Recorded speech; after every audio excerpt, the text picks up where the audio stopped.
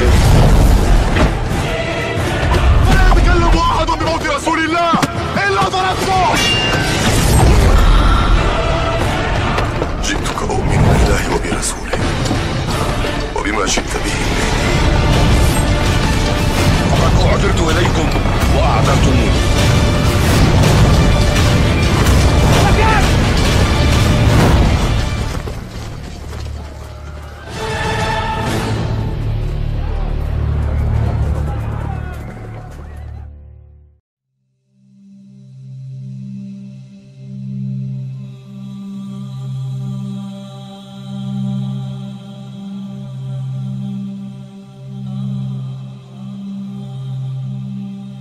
Riwayat Imam Muslim, satu hari baginda Rasulullah ketika selesai memimpin jamaah sholat, Nabi berpesan kepada para sahabat untuk tidak pulang terlebih dahulu.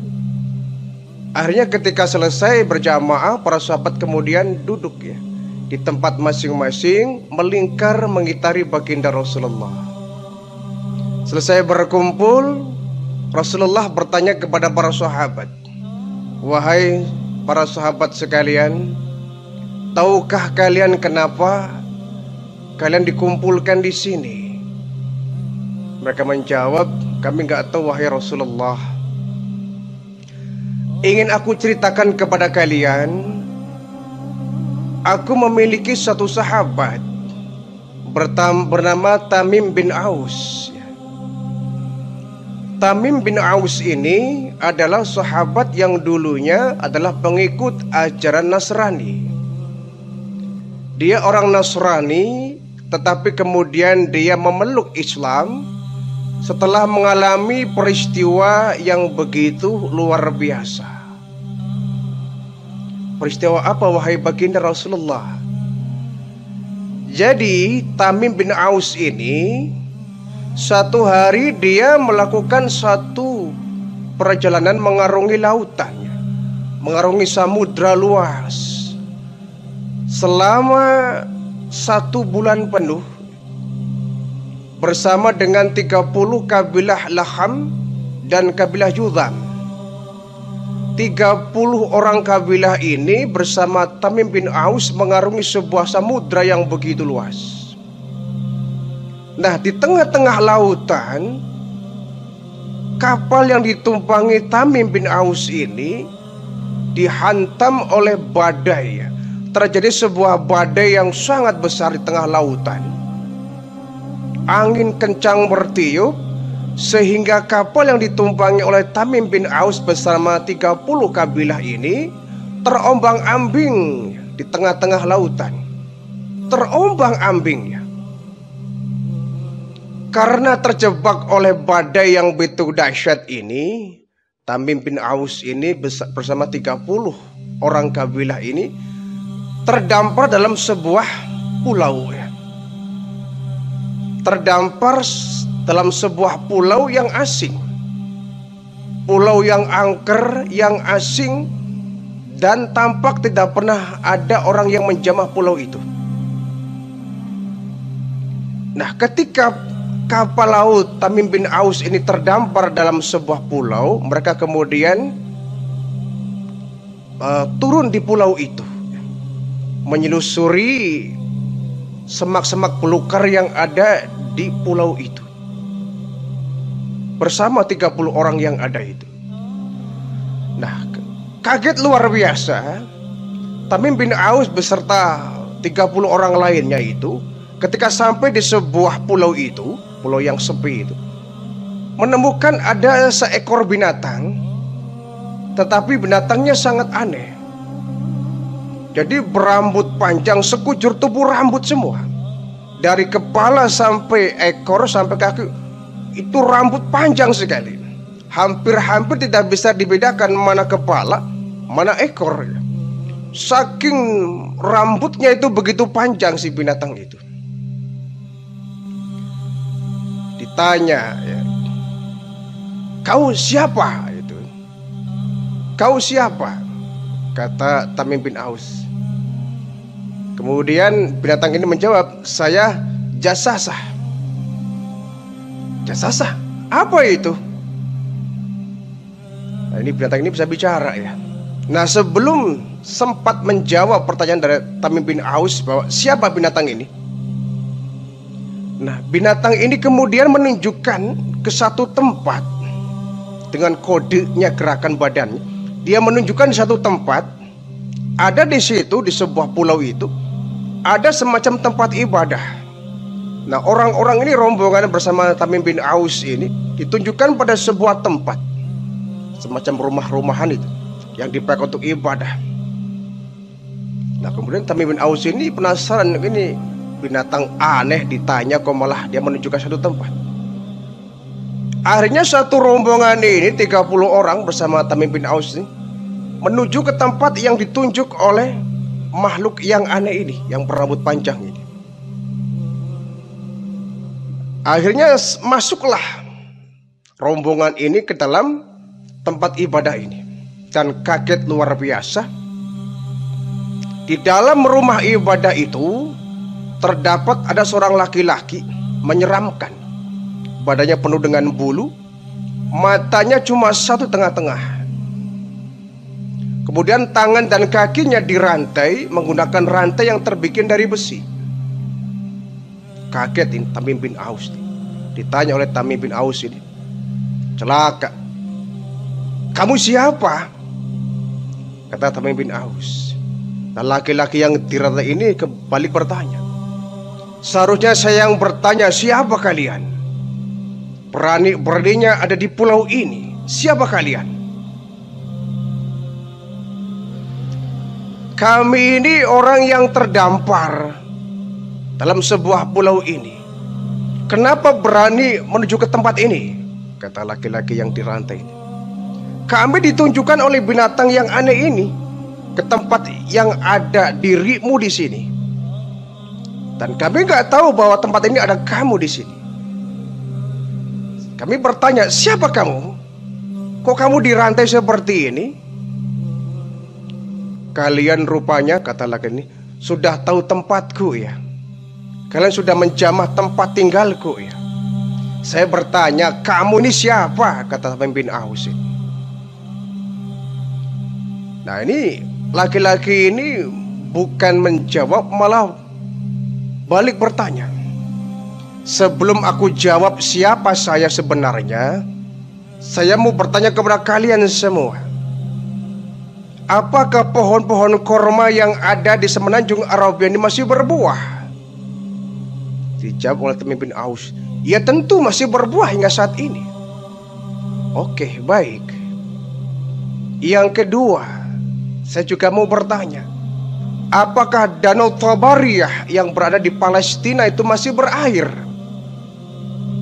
Tobariyah atau Tiberias ya, sebuah danau yang ada di kota Palestina, apakah masih berair? Dijawab oleh Tamim bin Aus, oh pasti, tentu masih berair. Oke. Yang ketiga, aku juga mau bertanya, apakah mata air Zuhar di Suriah itu masih mengalir air digunakan para petani? Ya tentu masih ya. Itu Zuhar ini sebuah sungai yang mengalir, yang berasal dari Tobariyah ya, sebuah danau yang begitu dalam dan luas penuh dengan air, yang mengalir air lewat Tobariyah, sebuah sungai yang sampai kepada wilayah Suriah. Jadi para petani yang ada di Suriah itu bisa bertani jasa dari Zuhar ya, sebuah sungai yang mengalir dari Danau Tobariyah. Jadi apa mata air Zuhar ini masih mengalir digunakan oleh para petani? Tamim bin Aus menjawab, oh iya, tentu masih mengalir. Baik. Yang terakhir saya bertanya, apakah Nabi Ummiyin itu masih ada di kota Arab? Apakah diperangi oleh orang-orang Arab? Oh tentu ya. Nabi Ummiyin Muhammad itu masih berada di Arab dan mereka banyak diperangi oleh orang-orang Arab. Oh itu iya. Sekarang saya mau bertanya kepada kamu, kenapa kau nanya Danau Tobariyah kau nanya mata air Zughar, kau nanya apakah di Mekah itu kurma masih berbuah, apakah Nabi Ummiyin masih ada, siapa kau sebenarnya? Hanya dia menjawab, kalian perlu tahu siapa saya? Iya, saya adalah Dajjal. Dajjal? Iya, saya Dajjal. Dan tidak ada tempat yang tidak akan kunjungi, ya. Tidak akan ada tempat yang tidak akan aku kunjungi kecuali Mekah dan Thayyibah. Seluruh wilayah di permukaan bumi ini pasti akan aku kunjungi, kecuali Mekah. Setiap kali aku datang ke Mekah, pasti aku dihadang oleh para malaikat. Karena Mekah ini daerah yang suci, tempatnya para nabi, Nabi Ummiyin, sehingga aku tidak diperkenankan untuk masuk ke wilayah Mekah. Aku dicegat oleh para malaikat. Tapi seluruh permukaan bumi tidak ada yang tidak akan aku kunjungi, pasti aku kunjungi. Nah, akhirnya mendengar pernyataan dari Dajjal ini, Tamim bin Aus kemudian bertobat kepada Allah. Kemudian dia pun ketika pulang langsung menghadap baginda Rasulullah, menceritakan pengalamannya bertemu Dajjal. Dan Tamim bin Aus kemudian memeluk agama Islam, menyatakan diri sebagai Muslim, bersyahadat di depan baginda Rasulullah, ya Rasulullah, sungguhnya peristiwa yang aku alami di satu pulau yang aku kunjungi itu, ketika aku terdampar, membuat aku sadar bahwa engkaulah Nabi yang ditakut-takuti oleh Dajjal, sehingga aku yakin bahwa engkaulah Rasulullah. Aku nyatakan diri, asyhadu an la ilaha illallah wa asyhadu anna Muhammadar Rasulullah. Tamim bin Aus ini kemudian masuk Islam karena bertemu dengan sang Dajjal. Ini peristiwa yang kemudian menyebabkan Tamim bin Aus yang semula memeluk agama Nasrani kemudian menjadi pengikut baginda Rasulullah Sallallahu Alaihi Wasallam. Hanya saja Tamim bin Aus ini tidak tinggal bersama para sahabat di Madinah, tapi dia kembali ke kampung halamannya di Palestina, ya. Kemudian dia menyebarkan Islam di sana. Bahwa yang namanya Dajjal ini kan satu makhluk yang pasti akan turunnya, terutama menjelang tibanya hari kiamat. Akan muncul Dajjal yang tugasnya menyesatkan banyak orang yang beriman. Banyak orang yang beriman ketika itu, ya, menjelang akhir kiamat itu, yang disesatkan oleh Dajjal. Jadi Dajjal ini disimbolkan bahwa di tangan kanan dia membawa air, di tangan kiri dia membawa api. Kalau dia menawarkan air kepada orang, sesungguhnya itu api. Sementara kalau ia menawarkan api kepada orang, sesungguhnya itu air. Jadi memutarbalikan fakta itu kerjaan Dajjal.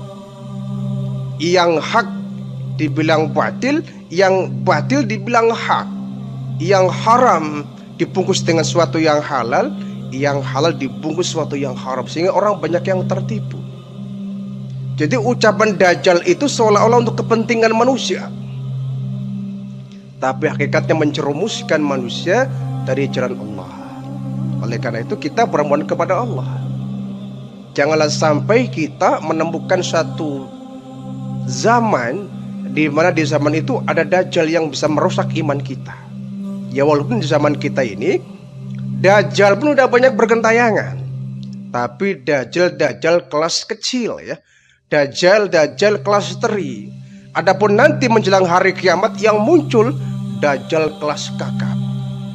Jadi Dajjal yang ditemukan oleh Tamim bin Aus ini termasuk Dajjal kelas kakap yang masih dirantai di sebuah pulau, ya. Wallahu a'lam bishawab, ya. Apakah dia yang akan muncul di akhir zaman nanti? Satu hal yang jelas bahwa tanda-tanda akhir zaman mendekati hari kiamat adalah munculnya Dajjal yang bisa menyesatkan seluruh orang-orang yang beriman. Oleh karena itu kita bermohon kepada Allah, ya, jangan sampai kita termasuk orang yang terkena fitnah Dajjal. Dengan kita memperbarui ketakwaan kita, iman kita, melalui kita mengucapkan 2 kalimat syahadat yang dibuktikan dengan melaksanakan ibadah. Dengan kita banyak bersyahadat, bersolawat dan beribadah, meneguhkan iman kita, meneguhkan akidah kita kepada Allah, insya Allah kita memiliki pegangan yang kuat sehingga nggak akan mudah dilecehkan, digelincirkan oleh Dajjal laknatullah.